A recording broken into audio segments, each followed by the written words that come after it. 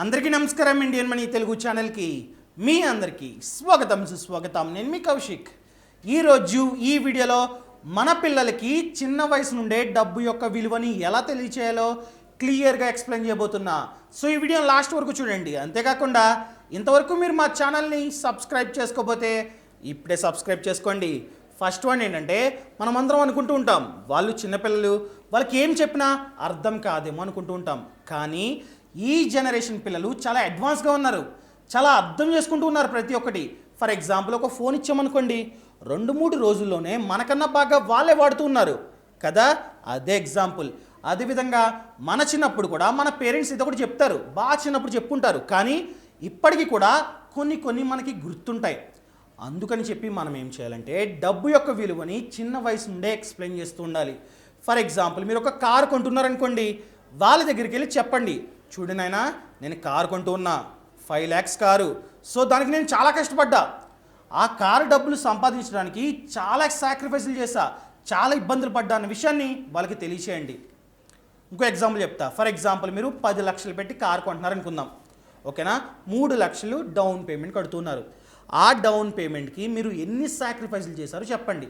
అదేవిధంగా మీరు car loan కోసం ఎన్ని బ్యాంక్స్కి తిరిగారు, ఎంతెంత కష్టపడ్డారు, అది కూడా వాళ్ళకి అర్థమయ్యేటట్టు చెప్పండి. అండ్ లోన్ తీసుకున్న తర్వాత మంత్లీ ఎంతెంత ఈఎంఐ కట్టాలి, మీకు వచ్చే శాలరీ ఎంత, మీరు కట్టాల్సిన ఈఎంఐ ఎంత, మీరు ఎన్ని విషయాల్లో సాక్రిఫైస్ చేసుకోవాలి, ఇవన్నీ తెలియజేసినట్లయితే వాళ్ళు అర్థం చేసుకుంటారు. ఇన్ కేస్ అంత మెచ్యూరిటీ ఉంటే కంపల్సరిగా మీ పిల్లలు అర్థం చేసుకుంటారు. అదేవిధంగా డబ్బు లేకపోతే ఎన్నెన్ని ఇబ్బందులు ఫేస్ చేయాలో అది కూడా చెప్పండి. మీ లైఫ్లో మీరు చాలా ఇబ్బందులు ఫేస్ చేసే ఉంటారు డబ్బు కోసం. డబ్బు లేక ఏడ్చిన సిచ్యువేషన్లు కూడా ఉండొచ్చు.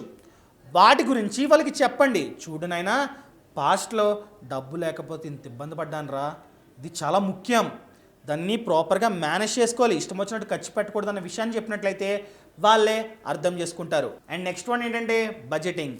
నేను చాలా వీడియోస్లో చెప్పా, మీరు కనుక డబ్బుని సేవ్ చేసుకోవాలంటే మీరు ఎక్కడికైనా షాపింగ్కి వెళ్ళే ముందు ఒక బడ్జెట్ని ప్రిపేర్ చేసుకోవాలి, ఒక లిస్ట్ని ప్రిపేర్ చేసుకోవాలి. మీకు ఏమేమి అవసరమో వాటిని మాత్రమే అందులో రాసుకొని వాటిని మాత్రమే కొనుక్కున్నట్లయితే చాలా డబ్బుని సేవ్ చేసుకుంటారు. అదే ఎటువంటి లిస్ట్ని ప్రిపేర్ చేసుకోకుండా మీరు డైరెక్ట్గా వెళ్ళిపోయారనుకోండి, సూపర్ మార్కెట్కి వెళ్తారు, నచ్చిందల్లా వేస్తూ ఉంటారు. ఆ రకంగా 5,000 స్పెండ్ చేస్తుంది 10,000 చేస్తూ ఉంటారు అని చెప్పా కదా.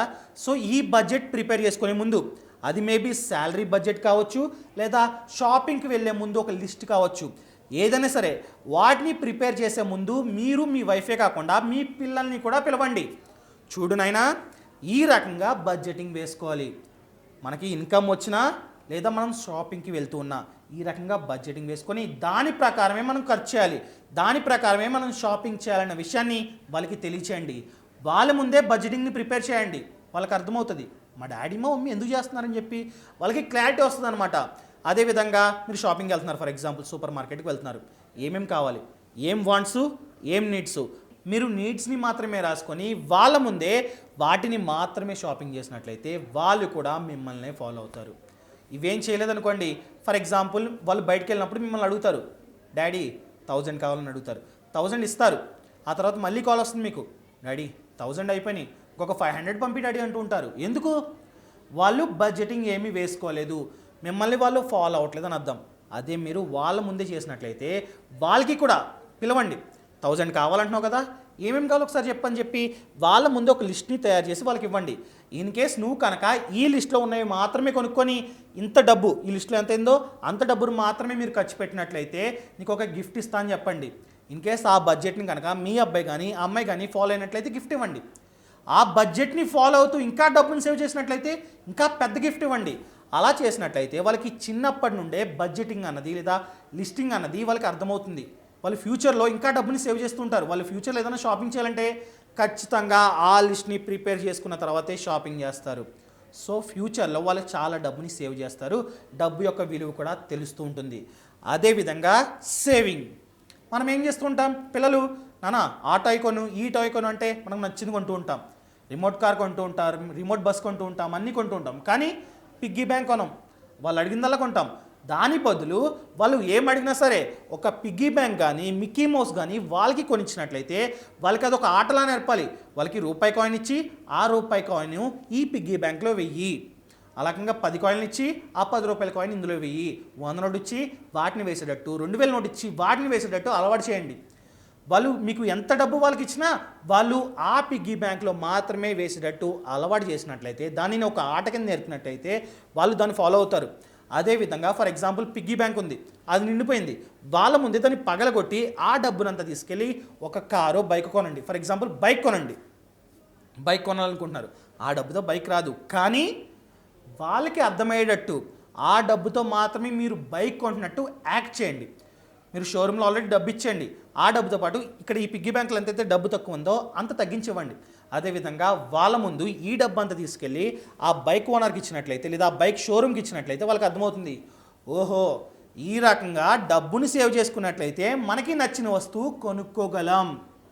అంటే మా డాడీ ఇన్ని రోజులు ఏం వస్తువు కొన్నా ఈ రకంగానే చాలా డబ్బు దాచుకున్నాడేమో, అలా దాచుకున్నందుకే కొనుక్కుంటున్నాడేమో.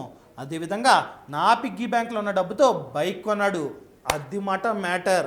ఏదైనా వస్తువు కొనాలంటే దాచుకోవాలన్న విషయం వాళ్ళకి అప్పుడు అర్థమవుతుంది. ఫ్యూచర్లో వాళ్ళు ఇల్లు కొనుక్కోవాలన్నా ఏదైనా కొనుక్కోవాలన్నా దాచుకోవడం స్టార్ట్ చేస్తారు. సో ఈ రకంగా ఆ హ్యాబిట్స్ని చిన్నప్పటి నుండే వాళ్ళకి అలవాటు చేయాలి.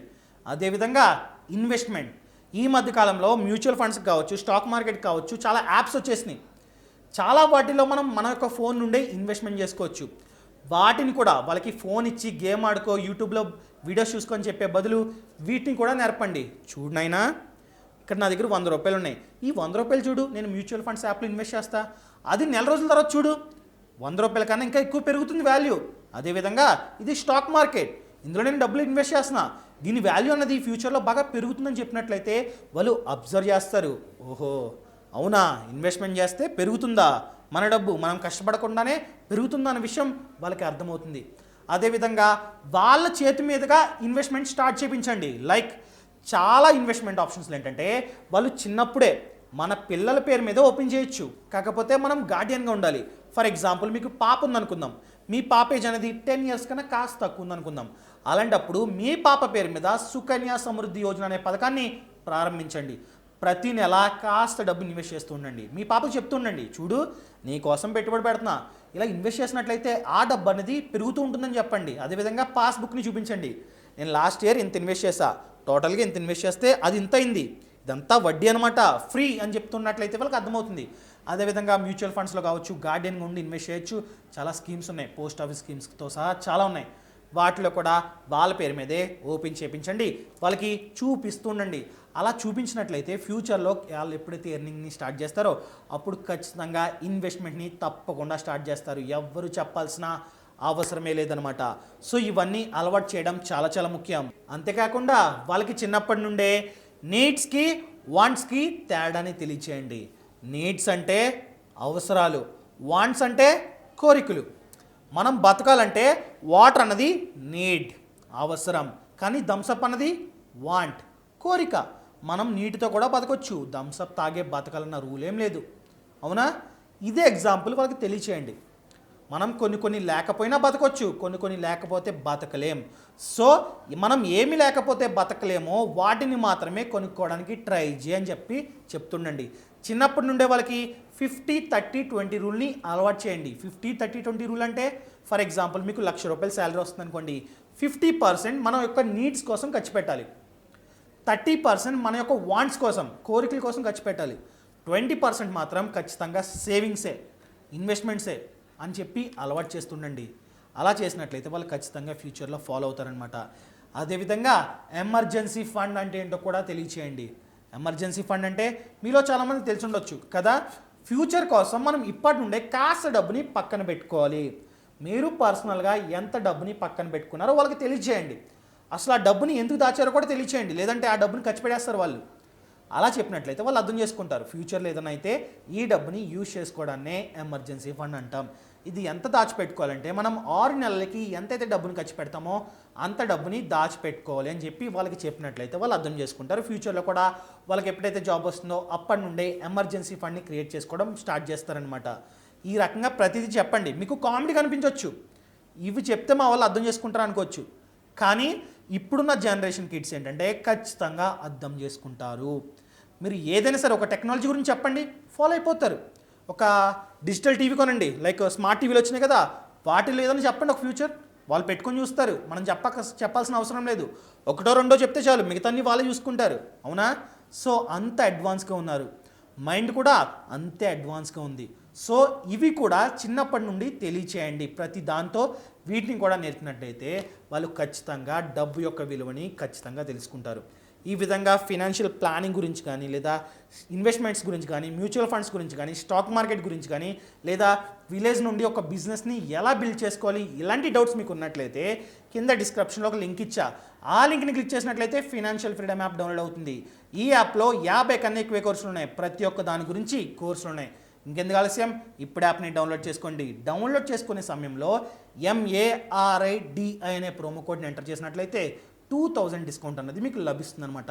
ఇంకెందుకు ఆలస్యం, ఇప్పుడు యాప్ని డౌన్లోడ్ చేసుకోండి. ఇలాంటి మంచి మంచి వీడియోలతో రేపు మీ ముందుకు వస్తా. అంతవరకు సెలవు.